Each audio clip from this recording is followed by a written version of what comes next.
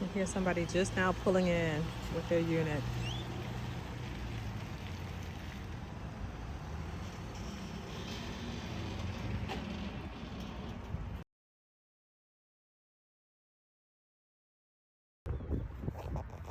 Good afternoon. So we're going to do an outside tour of the RV. So that's my vehicle, and we're going to start from this side. So this is the king size sleeping area. Under here is storage, and I can access it through here or through here. This is just a little table I got from Five Below. This is my go-to table. It folds 100% flat. So there's the hitch. Behind here is the propane tank, and then this is the hitch area. This is the anti-sway bar, which I absolutely love, and that's the battery back there. And these are the bars that hold up the king size bed. And this is my chest that I absolutely love. It keeps stuff cold, and there's the ice in there that I've been using with the ice machine. And you got the milk, got the vodka, got some veggies, and there's some meat down there underneath the ice. So this has been my quote-unquote freezer since I've been here. This is my extra kitchenware and stuff, extra plates and things like that, and I really haven't utilized much in here, so I know next time I don't have to bring as much. This is my first time out. Didn't know what I would use and what I wouldn't use, so I brought everything just so I can be prepared. RV does have an awning, but it's been way too windy to pull the awning out. And then actually my comes with, oh, I need to fix that flap over there. Mine actually comes with a sunroom that would come out from the awning and then wrap around and then go back in. So it's a little sunroom there. And so that's the front door, and it's just a regular door. This goes down. Right now it's partially down because the weather's pretty good. There goes the doggies. And the step. That's the model number.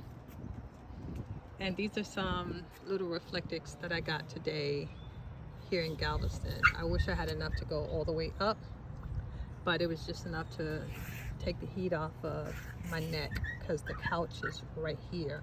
So the sun was beaming down right here on my neck. So this took off the heat off the sun. And I actually got those for $2. There's actually a little bit more that would cover about up to here. I didn't find enough to cover the entire window, and I'll have to actually tape them together.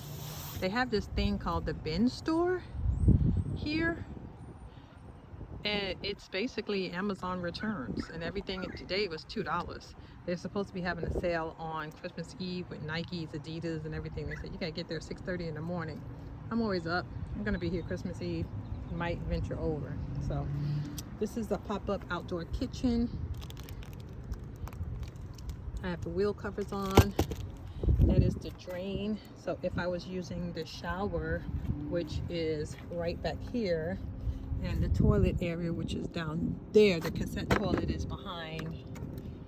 Oh, let me move this. Sorry for the crazy video. So the cassette toilet is actually back here, and the way we use it is you just take this out, you pop this down, and you pull that out, and then you take that over to a dumping station and dumping. But again, we're not using that this trip because the restroom is literally right there. So there's no use to me having to deal with that and dumping and everything. So again, so this is the rest of the outside. This is for the propane grill that came with it to hook it up on here. So that's for that. And again, remember, this unit is a 2010. So it is 11 going on 12 years old, and as you can see, it's in excellent condition. There's nothing wrong with it. I need to fix these flaps. These are supposed to be covered, so I'll do that once we get off air. This is my outdoor kitchen sink area. Haven't done much outside because the weather hasn't been that great. There's some more reflectives down there that I need to cut to put inside the windows, and another outdoor rug. This rug right here, I believe I got from Five and Below for $5. Or that one. I think that one was from Five and Below, and that one's actually bigger. And I think this one I got from Michael's when they were having a sale one time. I think I paid about 12 bucks for that one, but that one's from Five and Below. Okay, going to the back. This is the queen size bed where I am sleeping at.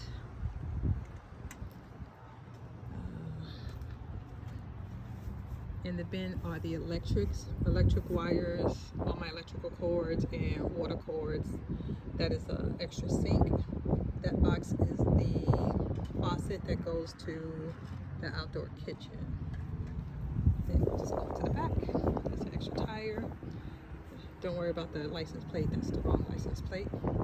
It's been re-registered and a new license plate. I just haven't put it on. So that's it. And we are hooked up. So we had some issues with the power here, but we got it all figured out. So I have the 30 amp with the oh my god, I forgot the name of what that's called, the circuit breaker in case there's a jolt. And then there's a 50 amp where I am tied off into my regular outlets. So that's how I'm powering the RV. And the reason you do that is because the 30 amp is not powerful enough to run everything that I'm running on the inside. The electric heaters, my electric grills. I just don't like using propane or my butane inside. So I prefer using electric. So I have all my electric skillets, waffles, irons. So I need that to be on a separate thing, plus the ice maker. So these are all off of the 50 amp. And then the only thing that's running off of the 30 amp is the main power. I think the TV's hooked up to that, and I think one of the heaters is hooked up to that. So anyway, moving forward, this is the outdoor shower. It's locked. I didn't bring the keys with me. This is the refrigerator area. So this is keep the refrigerator cool.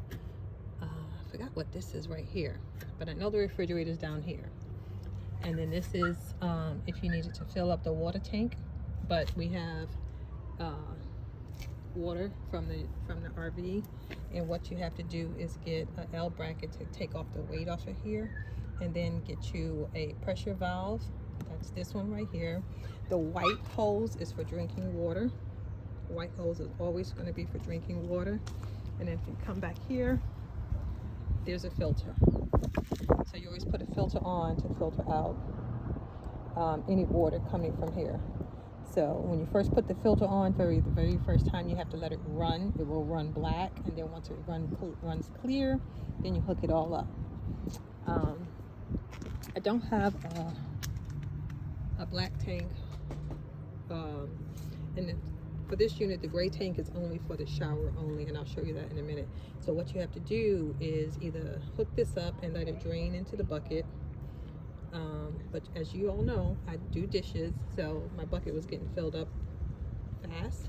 So all I did was run the hose, and then it goes straight into the sewer down here. Now what I plan to do is find the connections to convert this so that I can use the regular sewer hose so it'll flow more evenly, because right now it'll level out and then the water will stop, but it does go down eventually, and it doesn't stink, so that's a good thing. So anyway, tire cover. This is the bump out that I showed you guys earlier where the dogs are staying.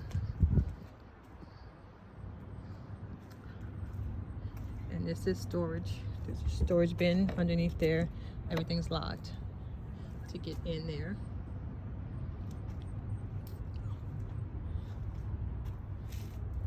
These are the specs. This is the heater. Now here's another thing. I'm terrified of turning the heater on, so I have not been using hot water. I've been boiling the water to wash the dishes. So I think I'm going to get somebody to come out and just turn it on. You know, they're real helpful. So as you can see, everything's pretty good. It's very sealed. There's no cracks or anything like that. This is the gray tank for the shower area. So I have a kit to convert that so it can actually fill into that, because the sewer hose that goes in there is actually 3 inches and this is more like 1.5 inches. So there's a kit available to make it so I can connect that and then connect it in there. So I had to go on YouTube and find out how to do that. So back around to the front, and then that's it. So that is Arizona. So I hope you guys enjoy, and so far I have enjoyed her. First couple nights here were very cold, very windy, rainy, so there are no leaks because it rained, so we know that. We know there are no leaks. And it withstood the wind. You know, it shook a little bit, but other than that, I didn't have any issues. Once we got the heaters going, it was nice and toasty in there. There was a couple times I had to get up and take the covers off because it was a little bit toasty, or I was having a menopause moment, one of the two. But anyway, we're enjoying it. That's the scenery. This is where I'm at for the next couple weeks. It's a cute little RV park. That's Miss Mary right here. She has a little casita, and this is well, that's actually a casita. That's an escape, which is a casita is a little bit smaller version of that, but the casita is even smaller than that.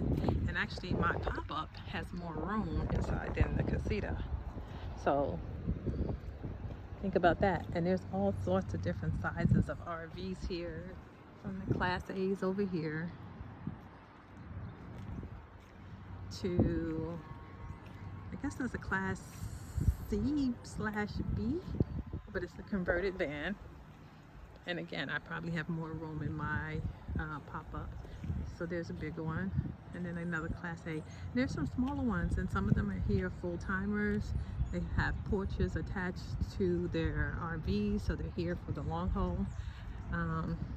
So this is where home is going to be for the next couple of days. Comment below. Tell me what you think about the RV park so far. Tell me about, what are your thoughts about having a pop-up? Have you ever thought about getting a pop-up? Do you own a pop-up?